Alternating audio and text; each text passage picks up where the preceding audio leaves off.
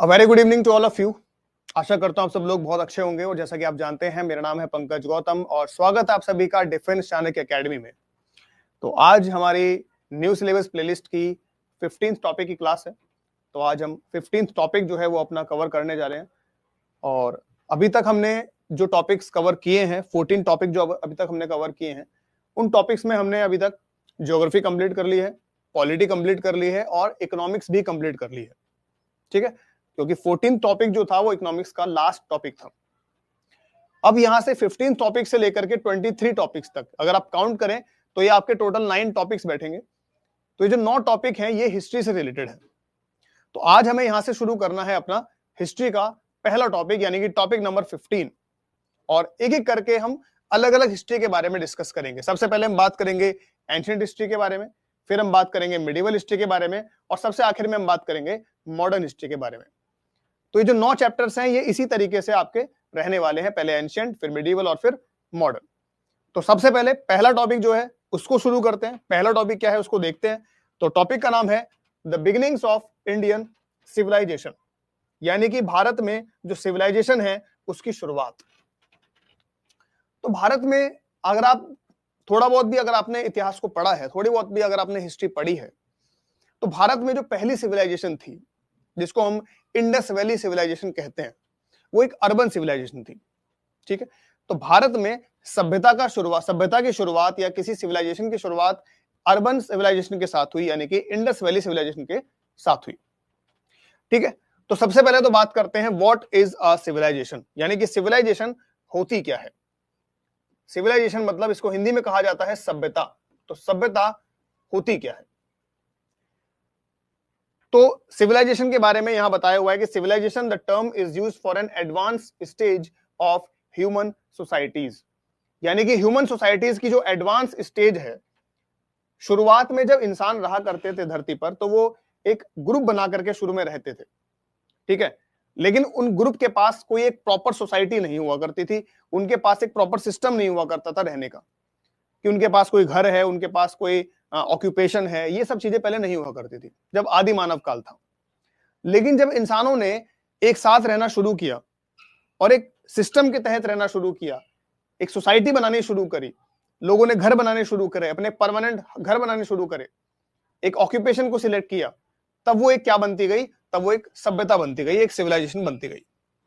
तो सिविलाइजेशन का मतलब बहुत सिंपल होता है कि जब लोग जो ह्यूमन सोसाइटीज हैं उसके फॉर्म में रहते हैं, उसके एडवांस स्टेज में आकर के रहते हैं, तो उसको हम कहते हैं सिविलाइजेशन। ठीक है, इसके बाद नीचे कुछ कैरेक्टरिस्टिक्स दे रखी है सिविलाइजेशन की, कुछ खासियत दे रखी है सिविलाइजेशन की, लेकिन उससे पहले हम देखते हैं ये मेटलर्जी वर्ड होती क्या है। मेटलर्जी एक टर्म है, इसका क्या मतलब होता है। तो मेटलर्जी का मतलब होता है includes the techniques of extracting metals from nature, कि नेचर से मेटल्स को निकालना। नेचर से जब हम मेटल्स को निकालते हैं, उसको प्यूरिफाई करते हैं और उसको जोड़ करके नया मेटल बनाते हैं, combining them as well as the scientific study of metals and their properties. यानी मेटल से रिलेटेड अगर हम स्टडी कर रहे हैं, मेटल को हम जमीन से एक्सट्रैक्ट कर रहे हैं, मेटल को हम प्योरीफाई कर रहे हैं, अलग अलग मेटल्स को जोड़ करके एक नया मेटल बना रहे हैं, तो ये सारी की सारी प्रोसेसेस क्या कहलाती हैं, ये सब कहलाती हैं मेटलर्जी। इनको हम मेटलर्जी कहते हैं। तो मेटलर्जी बहुत इंपॉर्टेंट है, इसने ह्यूमन सिविलाइजेशन में बहुत ज्यादा इंपॉर्टेंट रोल प्ले किया है।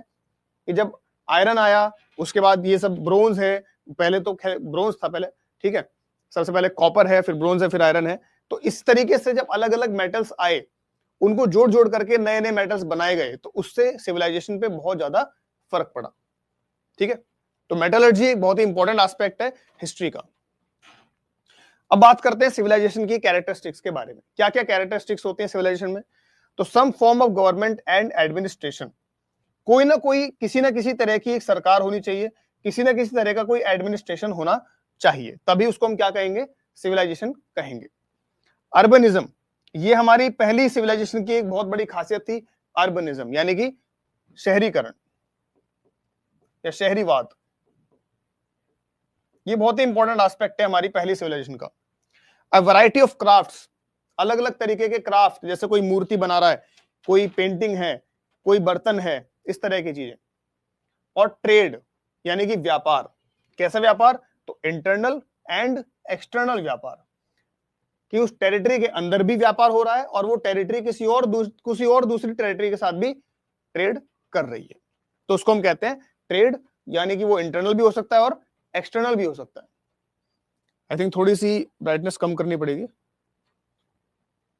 अब ठीक है, ठीक है। तो ये हमने समझा सिविलाइजेशन होती क्या है, व्हाट इज सिविलाइजेशन।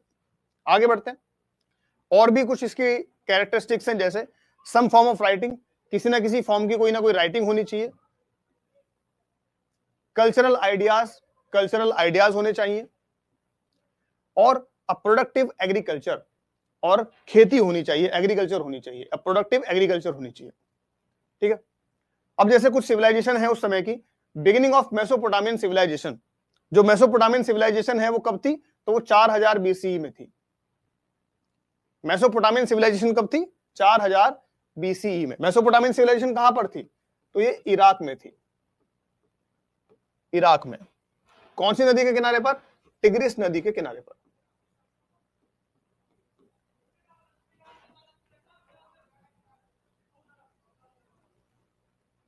ठीक है। एक और सिविलाइजेशन है उसी समय की, बिगिनिंग ऑफ इजिप्शियन सिविलाइजेशन।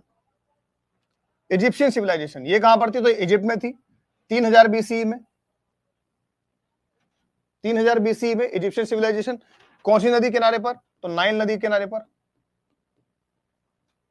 और तीसरी है Indus Saraswati civilisation, in between 2600 BCE और 1900 बीसीई। 2600 बीसीई से लेकर के 1900 बीसीई के बीच में थी इंडस सरस्वती सिविलाइजेशन। इसमें दो नदियां हैं, एक इंडस और एक सरस्वती नदी, जो कि सरस्वती नदी अभी जो है डिसअपियर हो चुकी है, अभी अस्तित्व में नहीं है, लेकिन उस समय पे माना जाता है कि एक सरस्वती नदी थी और एक इंडस नदी थी। इन दोनों के बीच में जो एरिया कवर हुआ करता था उसको हमने कहा इंडस सरस्वती सिविलाइजेशन। ठीक है, आगे चलते हैं। अब हम बात करते हैं फ्रॉम विलेज टू सिटी, कैसे जो है गांव से धीरे धीरे शहर बने। इसीलिए हम इसको बोलते हैं अर्बन सिविलाइजेशन, क्योंकि ये गांव से क्या बने, शहर बने। कैसे, the vast plains of the Punjab, उस समय का जो पंजाब था, today divided between India and Pakistan, जो आज पाकिस्तान और भारत में डिवाइडेड है, यानी आज जो पंजाब है वो भारत में भी है और पाकिस्तान में भी है। तो उस समय जो पंजाब था, एंड सिंध, सिंध कहां पर था, पाकिस्तान में, are watered by the Indus river and its tributaries. तो ये जो एरिया था इसको पानी मिलता था किससे, इंडस से और इसकी ट्रिब्यूटरीज से। ठीक है। Saraswati used to flow from the foothills of the Himalayas, Saraswati नदी जो कि हिमालय के फुटहिल्स में से निकलती थी, हिमालय से निकलती थी, कहां कहां जाती थी, तो थ्रू हरियाणा, हरियाणा जाती थी, Punjab, parts of Rajasthan and Gujarat. तो इन राज्यों से होती हुई वो जाती थी, तो वो नदी थी एक आपकी सरस्वती। ठीक है। Saraswati which today goes by the name of Ghaggar, Saraswati नदी जिसको आज के समय पे क्या कहा जाता है, घग्गर कहा जाता है भारत में। भारत में इसको क्या कहते हैं, घग्गर कहते हैं। एंड हाकड़ा इन पाकिस्तान, और पाकिस्तान में क्या कहते हैं, हाकड़ा। तो इंपॉर्टेंट है टर्म, दोनों टर्म इंपॉर्टेंट है कि सरस्वती नदी को भारत में कहा जाता है घग्गर और पाकिस्तान में कहा जाता है हाकड़ा। दोनों वर्ड्स को याद रख लेना कि सरस्वती नदी को, जो पहले सरस्वती नदी थी, उसी को आज के समय पे भारत में कहते हैं घग्गर और पाकिस्तान में कहते हैं Hakra. This river is now seasonal, और ये नदी अब कैसी हो चुकी है, सीजनल हो चुकी है, यानी सीजन के हिसाब से इसमें पानी रहता है, और जब कहीं उसका जो सीजन चला जाता है, मानसून का सीजन जब चला जाता है तो नदी सूख जाती है। तो because it flows only during the rainy season, इसको सीजनल क्यों कहते हैं, क्योंकि अब ये केवल रेनी सीजन में ही फ्लो करती है। The Saraswati river is first mentioned in the Rigveda, ये बहुत इंपॉर्टेंट है कि सरस्वती नदी के बारे में सबसे पहले कहां बताया गया है, ऋग्वेद में बताया गया है। ये बहुत ज्यादा इंपॉर्टेंट है कि सरस्वती नदी के बारे में पहली बार कहां मेंशन किया गया है। मुझे ऐसा लग रहा है कि मतलब ये क्वेश्चन भी बन सकता है आपके एग्जाम में, सैनिक एग्जाम में। तो क्योंकि आपने देखा होगा आरएमएस के जो आपका एग्जाम हुआ अभी, उसमें न्यू एनसीईआरटी से भी क्वेश्चन पूछे गए थे। एक क्वेश्चन आया था श्रेणीज का, ये न्यू एनसीईआरटी में दिया हुआ है, श्रेणीज, इसका मतलब होता है गिल्ड्स। ठीक है, गिल्ड्स ऑफ क्राफ्ट पर्संस। तो ये कुछ क्वेश्चंस इस बार पूछे गए थे जो आपकी न्यू एनसीईआरटी में है, न्यू सिलेबस में है, जबकि आरएमएस का कोई डिफाइंड सिलेबस होता नहीं है, लेकिन सैनिक का तो प्रॉपर सिलेबस डिफाइन है, तो आपसे यहीं से क्वेश्चन पूछे जाने हैं। ये जो 23 टॉपिक है यहीं से आपसे सारे के सारे क्वेश्चन पूछे जाने हैं, तो इसलिए बहुत इंपॉर्टेंट है न्यू सिलेबस को ढंग से पढ़ना, याद करना। ठीक है, तो सरस्वती नदी कहां पाई जाती है? सरस्वती नदी के बारे में पहली बार कहां मेंशन किया गया था? तो ऋग्वेद में मेंशन किया गया था। आगे बढ़ते हैं। The transition of villages into towns and towns into cities was happened around 2600 BCE। तो जब गांव टाउन्स में बदले, यानी पहले विलेज किस में कन्वर्ट हुए? टाउन्स में, यानी छोटे कस्बों में कन्वर्ट हुए। फिर वो टाउन्स किस में कन्वर्ट हुए? शहरों में कन्वर्ट हुए। तो village into towns and towns into cities, ये काम कब हुआ? तो was happened in around 2600 BCE। ये कब हुआ? 2600 BCE में। 2600 BCE में। BCE मतलब बिफोर कॉमन एरा। और इसी को कहा जाता है फर्स्ट अर्बनाइजेशन इन इंडिया। पहली बार भारत में अर्बनाइजेशन हुआ, पहली बार भारत में शहरीकरण हुआ, पहली बार भारत में शहरीकरण हुआ, अर्बनाइजेशन हुआ। ठीक है, इसके अलावा we call it Harappan civilisation. हम इसको हड़प्पन सिविलाइजेशन भी कहते हैं। क्यों? Because the city of Harappa today in Pakistan Punjab was the first of this civilisation to be excavated way back in 1920-21।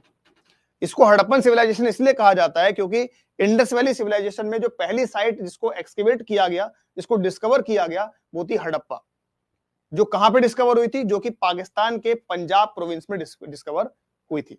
यानी आज के समय पे वो कहां पे लोकेटेड है? तो पंजाब में लोकेटेड है। पंजाब कौन सा? पाकिस्तान का। ठीक है, तो इसलिए इसको हड़प्पन सिविलाइजेशन भी कहा जाता है। याद रखना, इसको हड़प्पन सिविलाइजेशन क्यों कहते हैं? क्योंकि इसमें पहला जो शहर हमने डिस्कवर किया था वो था हड़प्पा, वो था हड़प्पा। ठीक है, और यह हड़प्पा कब डिस्कवर किया गया था? तो 1920-21 में। और किसके द्वारा किया गया था वो बुक में दिया नहीं है, बट फिर भी याद रखना, दयाराम साहनी के द्वारा, दयाराम साहनी के द्वारा। ठीक है, अब ये कुछ साइट्स के नाम दिए हुए हैं कि कौन सी साइट कहां पाई जाती है, उसको देख लीजिए एक बार। धोलावीरा गुजरात में है, हड़प्पा पंजाब में है, कालीबंगन राजस्थान में है। कालीबंगन जो है ये किसके लिए फेमस है? ब्लैक बैंगल्स के लिए। मतलब यहाँ पे हमें ब्लैक चूड़ियां मिली थी इसलिए इसका नाम पड़ा कालीबंगन। ठीक है, मोहनजोदारो सिंध में है। मोहनजोदारो किसके लिए फेमस था? Great bath. यहां पे हमें मिला था great bath, great bath. Rakhigarhi Haryana में है, जो कि लार्जेस्ट साइट है। राखीगढ़ी लार्जेस्ट साइट है। इंडस वैली सिविलाइजेशन की लार्जेस्ट साइट कौन सी है? राखीगढ़ी। गनवेरी वाला कहां है? तो चोलिस्तान डेजर्ट ऑफ पाकिस्तान। और लोथल कहां पे है? तो गुजरात में। लोथल किसके लिए फेमस है? डॉकयार्ड के लिए, डॉकयार्ड के लिए। क्वेश्चन आपसे पूछा गया था इस बार के आरएमएस में।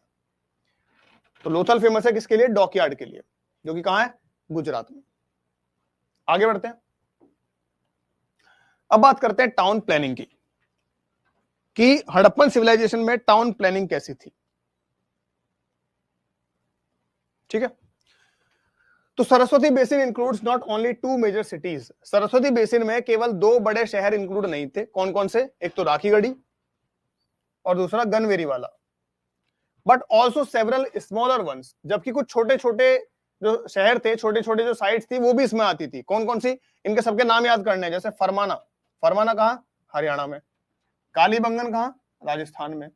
एंड अ फ्यू टाउन्स, और कुछ टाउन्स भी थे जैसे भिराना और बनावली। कहां पे? हरियाणा में। तो ये सारी साइट आपको याद होनी चाहिए। फरमाना कहां है? हरियाणा में। कालीबंगन राजस्थान में। और भिराना और बनावली भी कहां है? ये भी हरियाणा में है। ये सारे के सारे जो शहर हैं, ये कौन सी नदी के किनारे पर हैं? कौन सी नदी के बेसिन में है? तो सरस्वती नदी के बेसिन में आते थे। ठीक है, Harappan cities had wide streets. जो हड़प्पन शहर थे, उनके जो रास्ते थे, उनकी जो गलियां थी, वो बहुत चौड़ी चौड़ी गलियां थी। जैसे आज के समय पे भी आप देखोगे कई शहरों में गलियां या रास्ते बहुत पतले पतले होते हैं, और जहां पे बहुत चौड़े और बहुत बड़े रास्ते होते हैं उसको अच्छा शहर कहा जाता है, उसकी टाउन प्लानिंग अच्छी मानी जाती है। ठीक है, तो इनके हड़प्पन सिटीज के जो रास्ते थे बहुत ज्यादा कैसे थे? चौड़े थे, वाइड थे। फोर्टिफिकेशन, फोर्टिफिकेशन का मतलब होता है कि एक शहर को चारों तरफ से उसकी किलेबंदी कर दी गई है, चारों तरफ से उसके ऊंची ऊंची दीवारें बना दी गई हैं उसको प्रोटेक्ट करने के लिए। उसको कहा जाता है फोर्टिफिकेशन। हिंदी में कहते हैं इसको किलेबंदी। फोर्टिफिकेशन को हिंदी में कहा जाता है किलेबंदी करना। यानी अपने शहर को पूरी तरीके से प्रोटेक्ट करने के लिए आप उसके चारों तरफ बाउंड्रीज बना दोगे, ठीक है, उसके चारों तरफ आप हथियारों को लगा दोगे ताकि कोई भी अगर अटैक करता है तो आप उस पर अटैक कर सको, आप उसको रोक सको अपने शहर को प्रोटेक्ट करने के लिए, तो उसको बोलते हैं फोर्टिफिकेशन। फोर्टिफिकेशन क्या होता है? A massive wall surrounding a settlement or city, generally for protective purpose, protective purpose के लिए, ठीक है। एलिट मतलब क्या होता है? एलिट मतलब होता है किसी भी जगह के जो बहुत इन्फ्लुएंशियल लोग होते हैं, जो बड़े लोग होते हैं, जिनके पास पावर होती है, सत्ता होती है, उनको कहा जाता है एलिट। तो एलिट मतलब here the word refers to the higher layers of the society, तो सोसाइटी की जो हायर लेयर होती है उसको एलिट कहा जाता है। जैसे रूलर्स हैं, जैसे ऑफिशियल्स हैं, अधिकारी हैं, जैसे एडमिनिस्ट्रेटर्स हैं, जैसे प्रीस्ट हैं, पुजारी हैं, तो ये सब एलिट कहे जाते हैं। किसी भी सोसाइटी के जो हायर लेयर होती है, सबसे ऊपर के जो लोग होते हैं, उनको एलिट कहा जाता है, उनको एलिट कहा जाता है। आगे चलते हैं। Most cities of this civilisation were fortified and had two distinct parts. ज्यादातर जो इसमें शहर थे वो फोर्टिफाइड थे, यानी उनकी किलेबंदी थी, और उनके दो पार्ट हुआ करते थे। यानी कि इस सिविलाइजेशन के ज्यादातर शहरों में दो पार्ट हुआ करते थे। कौन कौन से दो पार्ट? पहला पार्ट होता था अपर टाउन। अपर टाउन जो है वो थोड़ी सी ऊंचाई पर होता था। शहर में एक हिस्सा होता था जो थोड़े ऊंचाई पे होता था, उसको अपर टाउन कहते थे। और अपर टाउन में कौन रहते थे? तो where the local elite probably lived, जो वहां के एलिट लोग होते थे वो वहां पे रहते थे। जो एलिट लोग होते थे वो अपर टाउन में रहते थे। और दूसरा होता था लोअर टाउन, जो थोड़ा सा नीचे होता था।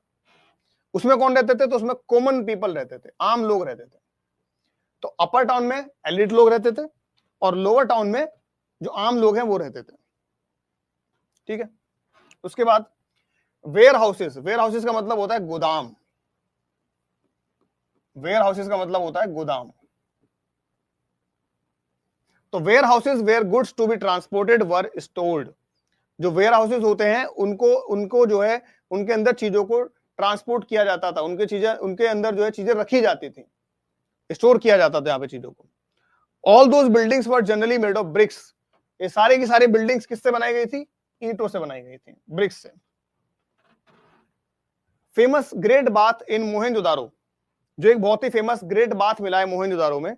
A small but elaborate tank, जो कि एक छोटा और एक बहुत मतलब इलेबोरेट टैंक है वो एक proper, which measured about 12 by 7 metres.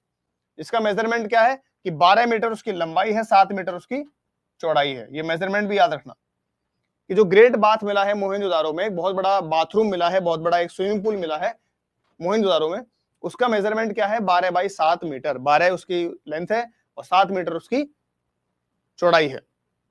And had water proofing materials, और वो वाटर प्रूफ है, यानी उसके अंदर से पानी अगर उसमें भर दिया गया है तो पानी उसमें से निकलेगा नहीं, वाटर प्रूफ है वो।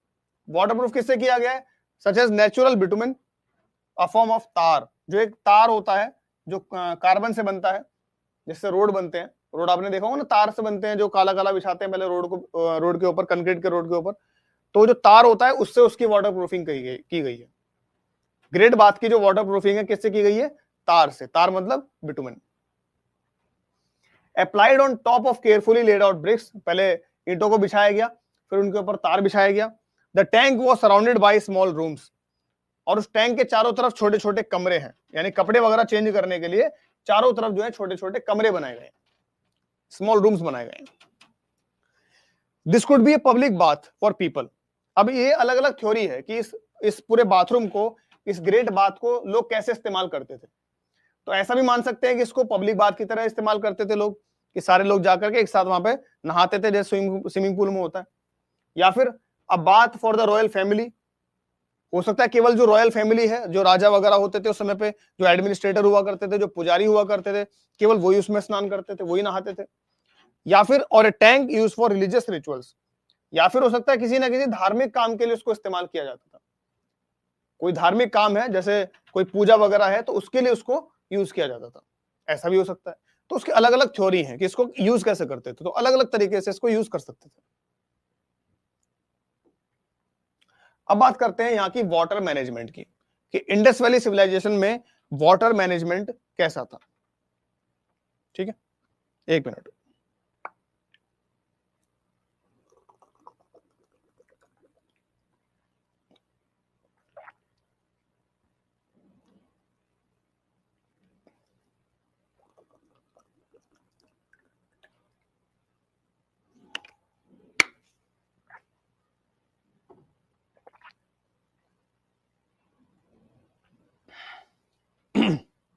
चलिए, तो यहां का वाटर मैनेजमेंट कैसा था, यानी कि पानी को कैसे मैनेज करते थे। तो they often had separate areas for bathing in their homes, यानी उस ग्रेट बाथ के अलावा यहां पे इन सबके घरों में भी अपने अपने बाथरूम होते थे, अलग अलग इनके सेपरेट बाथरूम भी होते थे। These were connected to a larger network of drains, और उन बाथरूम को एक बहुत बड़े ड्रेन्स के नेटवर्क से कनेक्ट किया जाता था। ड्रेन्स मतलब होते हैं नाले, नालियां, छोटी नालियां, बड़े नाले। तो उन सारे बाथरूम्स को कनेक्ट किया जाता तो नालियों से, यानी बाथरूम का सारा पानी सीधे कहां जाएगा, नालों में जाएगा। ठीक है। दूसरा चीज है रिजर्वायर, रिजर्वायर बनाया जाता था। रिजर्वायर क्या होता है, जहां पे पानी को स्टोर किया जाता है। तो रिजर्वायर होता है लार्ज नेचुरल और artificial place where water is stored, जहां पे वाटर को इकट्ठा किया जाता है, उसको क्या कहते हैं, रिजर्वायर। तो ये वहां पे पाया गया। In the case of Dholavira, Dholavira में, जो कि कहां पर है, in the Rann of Kutch इन गुजरात, जो कि रण ऑफ कच्छ में गुजरात में, द लार्जेस्ट रिजर्वायर मेजर्ड, वहां पे लार्जेस्ट रिजर्वायर पाया गया है। कहां पे, धोलावीरा। धोलावीरा कहां है, गुजरात। तो धोलावीरा गुजरात में लार्जेस्ट रिजर्वायर पाया गया है, लार्जेस्ट रिजर्वायर पाया गया है, जिसकी लंबाई कितनी है, 73 मीटर्स, जिसकी लंबाई 73 मीटर्स है। धोलावीरा गुजरात में लार्जेस्ट रिजर्वायर पाया गया है, जिसकी लंबाई कितनी है, 73 मीटर्स है। उसके अलावा at Dholavira at least 6 large reservoirs were built, इस वाले के अलावा धोलावीरा में 6 बहुत ही बड़े रिजर्वायर बनाए गए हैं, बनाए गए थे। वर बिल्ट विद स्टोन्स और even cut into the rock, पत्थरों से, चट्टानों से काट काट करके 6 बड़े बड़े रिजर्वायर जो हैं वो धोलावीरा में बनाए गए थे, जो कि वहां पे पाए गए हैं। इनमें सबसे बड़ा वाला जो है वो 73 मीटर लंबा है, 73 मीटर उसकी लेंथ है, तो इसको याद रखना।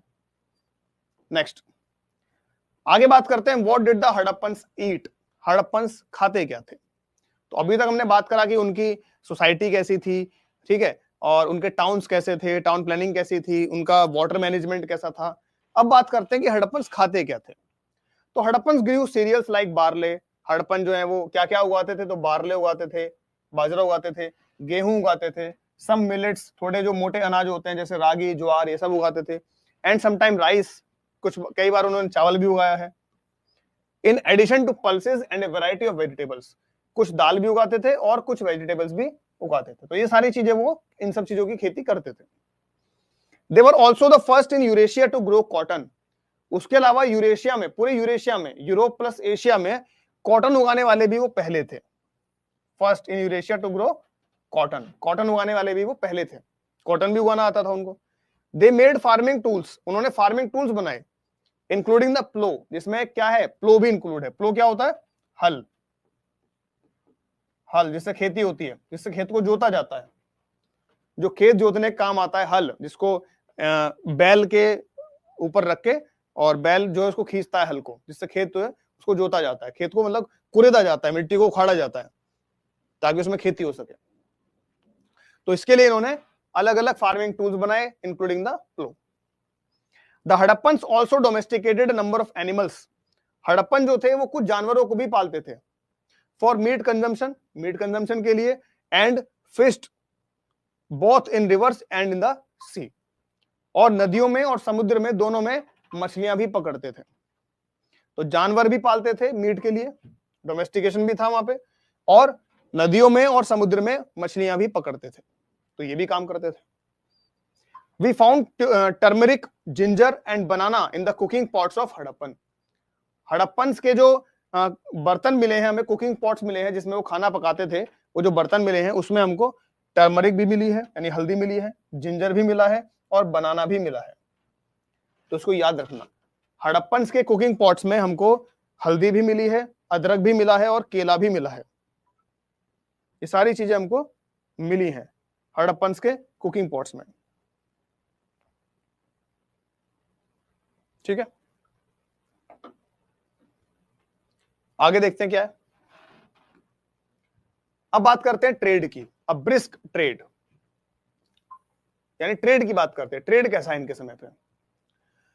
दे एक्सपोर्टेड ऑर्नामेंट्स, वो क्या क्या एक्सपोर्ट करते थे, पहले देखेंगे क्या क्या एक्सपोर्ट करते थे, फिर देखेंगे क्या क्या इंपोर्ट करते थे। तो पहले एक्सपोर्ट क्या करते थे, तो दे एक्सपोर्टेड ऑर्नामेंट्स, वो गहने, ऑर्नामेंट्स क्या होते हैं, गहने, गहने एक्सपोर्ट करते थे। टिम्बर एक्सपोर्ट करते थे, टिम्बर होती है लकड़ी, इसको एक्सपोर्ट करते थे। Some objects of daily use की चीजें हैं उनको एक्सपोर्ट करते थे। Probably also gold and cotton, gold और कॉटन को भी एक्सपोर्ट करते थे।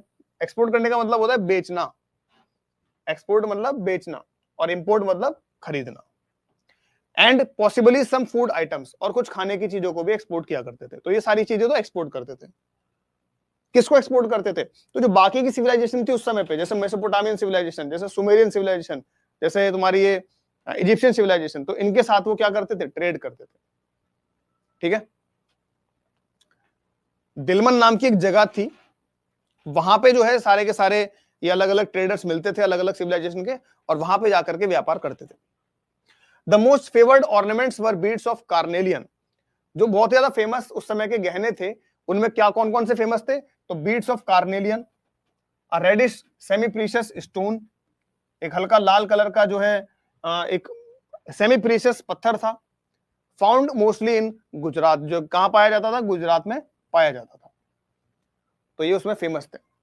The Harappans mastered the art of working copper, a soft metal, Harappans को कॉपर के साथ काम करना आता था, कॉपर बनाना आता था, कॉपर से चीजें बनाना आता था। कॉपर को सॉफ्ट मेटल कहते थे, क्योंकि कॉपर से चीजें बनाना आसान है, तांबे से चीजें बनाना आसान है। तो हड़प्पन्स को ये चीज आती थी कि कॉपर से चीजें कैसे बनाई जाएंगी। If tin is added to copper, अगर आप कॉपर में टिन को ऐड कर दोगे, अगर आप कॉपर में टिन को ऐड कर दोगे, तो the resulting metal is bronze, तो आपको क्या मिल जाएगा, आपको मिलेगा ब्रोंज। यानी ब्रोंज क्या है,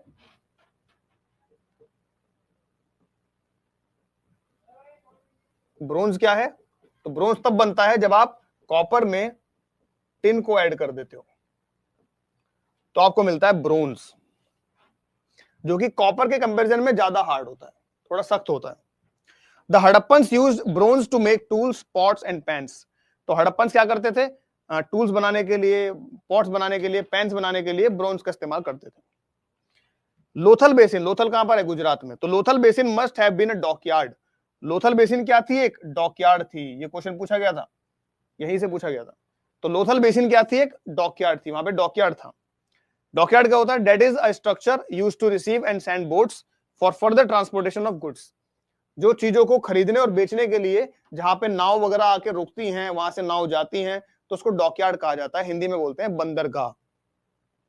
जैसा आज के समय पे पानी के जहाज आते हैं, उस समय पे नाव वगैरह आती थी, कि जहां नाव आती हैं, इकट्ठा होती हैं, वहां से नाव वापस जाती हैं, तो उसको डॉकयार्ड कहते हैं। तो लोथल में क्या था, डॉकयार्ड था। स्मॉल सील्स, छोटी छोटी सील हुआ करती थी। सील मतलब होता है कोई चीज पहचानने के लिए, किसी को पहचानने के लिए, उस समय का एक तरह से आइडेंटिटी कार्ड हुआ करता था सील्स। जैसे आज के समय पे आधार कार्ड वगैरह आइडेंटिटी कार्ड होते हैं, उस समय पे सील का इस्तेमाल करते थे, उस समय सील बनाई जाती थी आपको पहचानने के लिए। तो small seals which have been excavated from many settlements, जो आपको कई सेटलमेंट से एक्सकेवेट करने में मिली हैं। These seals were generally made of steatite, ये सील्स किससे बनाई जाती थी, इंपॉर्टेंट है, याद रखना इसको। ये सील्स बनाई जाती थी किससे, स्टीटाइट से। एक मेटल होता था, एक सॉफ्ट स्टोन होता था, एक हल्का सॉफ्ट पत्थर हुआ करता था, स्टीटाइट, उससे बनती थी seals. That would be hardened through heating, जिसको गर्म कर करके इसको हार्ड किया जाता था। यानी स्टीटाइट नाम का एक पत्थर हुआ करता था जिससे सील्स बनाई जाती थी, जिसको गर्म कर करके हार्ड बनाया जाता था। There writing system and the symbolic meaning, अब इनका जो लिखने का तरीका था, हड़प्पन सिविलाइजेशन के लोगों का जो लिखने का तरीका था, वो आज तक कभी पढ़ा नहीं गया। ठीक है, और कैसे लिखते थे, तो सिंबल्स की फॉर्म में लिखते थे। पिक्टोग्राफिक इनकी स्क्रिप्ट थी, इसमें कोई अक्षर नहीं होता था, पिक्चर्स बनाते थे, अलग अलग सिंबल्स बनाते थे। तो इनका जो लिखने का तरीका था और इनका जो सिंबॉलिक मीनिंग था of the animal figures are yet to be understood, इसको आज तक भी समझा नहीं गया है, इसको अभी भी समझना बाकी है। अगर हमें यह समझ में आ गया कि लिखते क्या थे, तो हमें इनकी सिविलाइजेशन के बारे में बहुत सारी चीजें जानने को मिलेंगी। लेकिन आज तक जो है हड़प्पन सिविलाइजेशन की जो स्क्रिप्ट थी, पिक्टोग्राफिक स्क्रिप्ट थी, वो आज तक किसी को समझ में नहीं आई है। आगे बात करते हैं आर्कियोलॉजिकल फाइंडिंग्स की। तो कहां से क्या क्या चीजें मिली हैं। जो आर्कियोलॉजिस्ट होते हैं वो क्या करते हैं, जमीन में खुदाई कर करके चीजों को ढूंढते हैं, निकालते हैं। जैसे हड़प्पा के बारे में पता चल गया कि हड़प्पा यहाँ पे सिविलाइजेशन थी, अब वहां पे वो और खुदाई करेंगे और उस चीजों को ढूंढेंगे, कोई ना कोई नई चीज मिल जाए। तो उसको बोलते हैं आर्कियोलॉजिकल फाइंडिंग्स। तो क्या क्या हमको चीजें मिली हैं यहां से? अब ब्रोंज मिरर, एक ब्रोंज मिरर मिला है। अ टेराकोटा पॉट, एक टेराकोटा का बर्तन मिला है। A few stone weights, stone के वेट्स मिले हैं जिससे चीजों को आप तौल सकते हो, नाप सकते हो। ब्रोंज चिसल, चिसल मतलब होती है वो छेनी, हथौड़ा छेनी देखिए ना आपने, जो किसी चीज को ऐसे हथौड़े से मारते हैं जिसपे, किसी चीज को तोड़ने के लिए, उसको तराशने के लिए, उसको बोलते हैं चिसल, छेनी। गेम बोर्ड मिला है आपको, एक गेम बोर्ड है जो कि पत्थर पे बनाया गया है। तो ये सारी चीजें कहां से मिली हैं? ये सारी चीजें मिली हैं धोलावीरा से। ये सारी चीजें कहां से मिली हैं? धोलावीरा से। क्या क्या? Bronze mirror, terracotta pot, stone weights, bronze chisel, games board, ये सब कहां मिला है? धोलावीरा में। एक टेराकोटा विसल, टेराकोटा की सीटी मिली है, कहां से? करणपुरा से। करणपुरा कहां है? राजस्थान में। ब्रोंज की डांसिंग गर्ल मिली है, एक मतलब डांसिंग गर्ल का एक फिगर मिला है, एक स्टैचू मिली है ब्रोंज की। ये कहां से मिली है? मोहनजोदारो से। अ टेराकोटा फिगरीन सीटेड इन ए नमस्ते, एक टेराकोटा की फिगर मिली है जो कि नमस्ते की फॉर्म में बैठी हुई है, नमस्ते की फॉर्म में बैठी है। A design on a pot, एक पॉट पे एक डिजाइन मिला है, in which seems to tell a story of the thirsty crow, जिसमें एक थर्स्टी क्रो की स्टोरी दिखाई गई है। यानी एक ऐसा बर्तन मिला है जिसपे ऐसी डिजाइन बनाई गई है जिससे पता चल रहा है कि वो थर्स्टी क्रो की स्टोरी है। ठीक है, ऐसी डिजाइन मिली है उस पर। Who finds a clever way to drink water at the bottom of the pot. तो आपने कहानी सुनी होगी ना वो प्यासा कौवा वाली। एक प्यासा कौवा होता है, उसको एक घड़ा मिलता है पानी का, तो उसका समझ में नहीं आता पानी कैसे पीऊं क्योंकि पानी नीचे होता है। तो वो क्या करता है, उसमें एक एक करके पत्थर डालता है, और पत्थर डालने से जो पानी होता है वो ऊपर आ जाता है और पानी पी लेता है। तो ये जो कहानी है, इस कहानी को एक बर्तन पे उन्होंने बनाया है। ये कहानी इतनी पुरानी है, सोचो। जो थर्स्टी क्रो वाली कहानी है, ये हड़प्पन टाइम से है, बहुत पुरानी कहानी है। आप ऐसा कह सकते हो कि सबसे पुरानी कहानी कौन सी है? थर्स्टी क्रो की कहानी है, क्योंकि वो हड़प्पन के टाइम पे जो बर्तन मिले हैं उनके ऊपर वो कहानी जो है वो मिली है हमको। ठीक है, उसके ऊपर वो कौवे वगैरह की स्टोरी लिखी है, इमेजेस ऐसी मिली हैं। आगे चलते हैं, अब बात करते हैं द एंड और ए न्यू बिगिनिंग, कि ये जो सिविलाइजेशन थी, हड़प्पन सिविलाइजेशन थी, ये खत्म कैसे हुई और इसके बाद एक नई शुरुआत कैसे हुई। ठीक है, तो ये खत्म कैसे हुई और इसके बाद नई शुरुआत कैसे हुई, इसके बारे में बात करते हैं। तो अराउंड 1900 बीसीई, 1900 बीसीई के आसपास, this Sindhu Saraswati civilization despite all its achievements began to fall apart. 1900 BCE के आसपास जो ये सिंधु सरस्वती सिविलाइजेशन थी, ये धीरे धीरे खत्म होने लगी। ठीक है, archaeologist have proposed many factors, archaeologist ने बहुत सारे फैक्टर्स बताए कि भाई ये सारे रीजन है, इन रीजंस की वजह से हो सकता है सिविलाइजेशन खत्म हुई हो, लेकिन आज तक एग्जैक्ट रीजन क्या था वो किसी को नहीं पता। आर्कियोलॉजिस्ट ने बहुत सारे रीजंस बताए कि भाई ये रीजन भी हो सकता है, ये रीजन भी हो सकता है, ऐसे, लेकिन आज तक जो एग्जैक्ट रीजन है वो किसी को नहीं पता चला है। Long back it was thought that warfare और इन्वेजन्स में हैव डिस्ट्रॉयड द सिटीज। पहले ही माना जाता था कि भाई किसी ने यहाँ पे अटैक कर दिया था, कोई लड़ाई हुई थी जिसकी वजह से ये शहर जो है डिस्ट्रॉय हो गए थे। But there is no trace of warfare और इन्वेजन, लेकिन आज तक कोई भी लड़ाई का, कोई भी इन्वेजन का, कोई भी आक्रमण का कोई सबूत नहीं मिला, तो इसलिए इस रीजन को इतना नहीं माना जाता। Two factors are currently agreed upon, आज के टाइम पे दो फैक्टर हैं जिनको माना जाता है कि इनमें से ही कोई रीजन था। पहला, अ क्लाइमेटिक चेंज, कि एक क्लाइमेट चेंज आया। पहला रीजन ये कि एक क्लाइमेट चेंज आया which affected much of the world from 2200 BC onward, जिसने पूरे वर्ल्ड को जो है 2200 बीसी से लेकर के आगे तक इफेक्ट किया। तो पहला रीजन तो ये बताते हैं कि भाई ये क्लाइमेट चेंज आया, उस क्लाइमेट चेंज की वजह से सिविलाइजेशन खत्म हो गई। दूसरा रीजन क्या बताते हैं? दूसरा ये बताते हैं कि जो सरस्वती